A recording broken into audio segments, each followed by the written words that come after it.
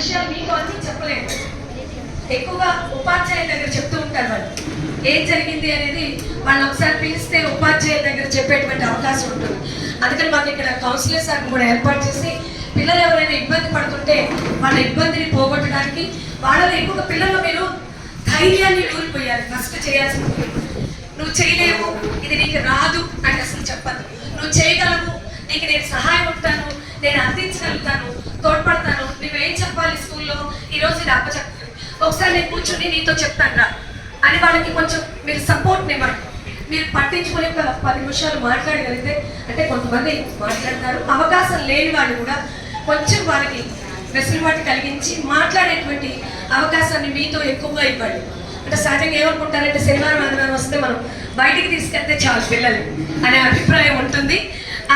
ఆ బయటికి తీసుకెళ్ళి ఒకసారి అలా తిప్పి ఒక రౌండ్ వాళ్ళు ఎక్కడో ఏదో